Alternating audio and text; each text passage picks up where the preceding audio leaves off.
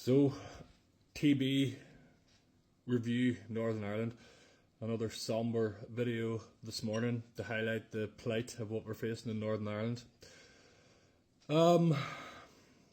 Farmers are facing another devastating blow. Proposals from our Chief Veterinary Officer. Here's what you need to know, I suppose.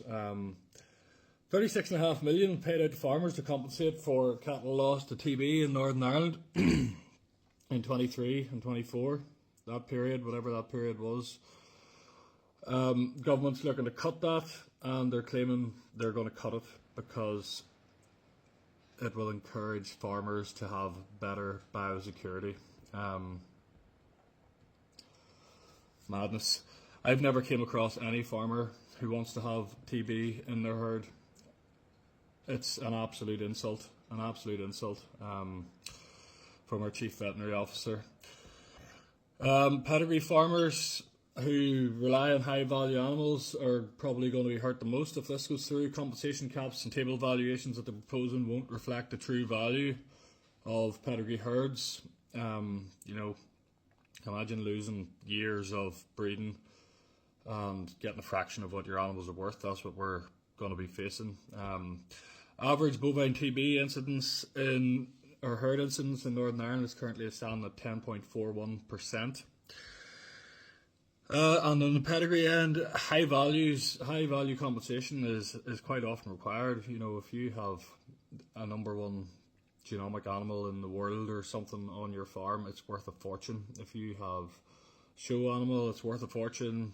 If you have really high productive, really good pedigree animals, they're worth quite a lot of money. Large herds, dairy herds, are going to be, they're going to be disproportionately affected as well. Under these new rules, basically, cattle that are being bought into a herd during a breakdown could lose compensation eligibility altogether. For many people, importing cattle or buying in cattle while you're in a TB breakdown is essential to maintain your productivity. You have to be putting enough milk down the lane to be able to pay your loans, pay your bills, and this could essentially push some farm businesses into financial ruin. It could put them out of business. Imagine losing 30% of your herd and the government refusing to compensate for new cattle that you've bought in to survive if they then consequently go down with TB. That brings it to another part. They shouldn't be going down with TB. If the TB testing was effective, then all the reactors would be taken out and the herd would be clear, but as we all know, that's never the case. Gradually, this will devastate farmers. Productivity will fall, herd sizes will shrink, and it will basically cause businesses to close. It's madness.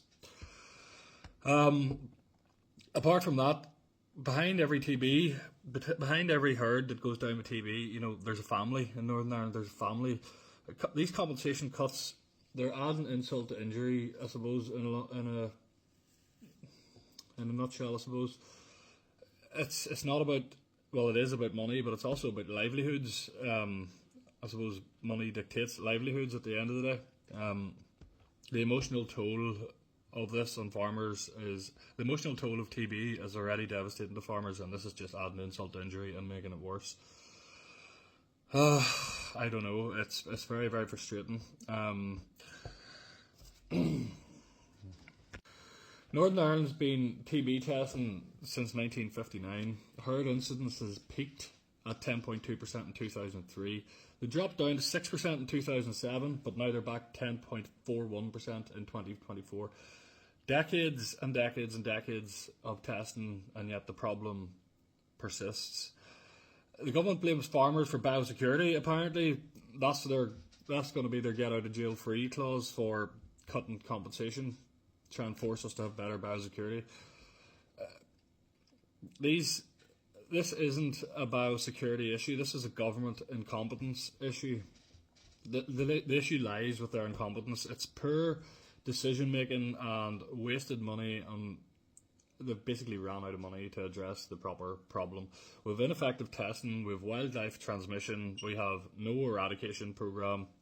It just doesn't work. The wildlife issue cannot be ignored any longer. Harsh reality is that TB can't be eradicated in Northern Ireland without addressing the wildlife reservoir. In England, controlled badger culls have reduced the TB rate by up to 66% in some of the hotspot areas, yet Northern Ireland avoids any meaningful wildlife intervention, while then going out of their way to insult farmers and blame farmers for poor biosecurity for increasing TB rates. It's just a joke. Yeah, so the compensation in 2023-24, I think, was 35 million or something. Total bovine TB costs, including VATs and all of that there, 55.7 million spent in 23 and 24. 750 million spent over this last 20 years in Northern Ireland with no solutions. I think there's a bigger picture, personally. I know I keep harping on about this, but there is a worldwide, or a Western worldwide government target of reducing livestock numbers to meet methane emissions, and I think instead of continuing to support farmers and do something meaningful to address the problem, they're using this as another means to force a reduction in herd size. I think it's not about biosecurity, it's about politics, and it's about methane.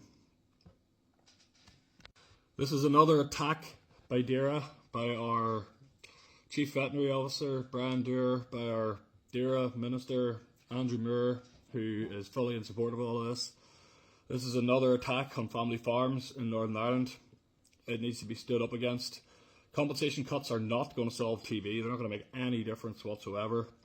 They're going to destroy the backbone of the rural economy. Just another bit, another wee chip. How many things are we facing? Constant problems. This is just another chip away at the farmers. We need to demand real solutions. We need to support farmers. If you want to have food on your table, you need to support farmers and not blame farmers. I'll reiterate, I've never come across any farmer who wants to have TB in the herd. It's absolutely devastating, financially and psychologically and emotionally. And the compensation isn't, nobody wants the compensation. We just don't want our animals to have TB. The badger problem must be addressed. So lobby your local politicians and push this message forward, because it cannot, this TB review and consultation, these proposals cannot be allowed to go forward. Just cannot be allowed to go forward.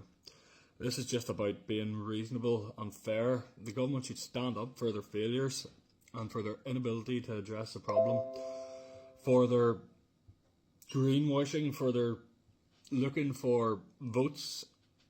We don't have enough votes as farmers, and that's a big part of the problem. If we had enough votes, the badgers would be long gone and the TB problem would be gone. So yeah, I don't think I have any more to say. We can't let these proposals go through.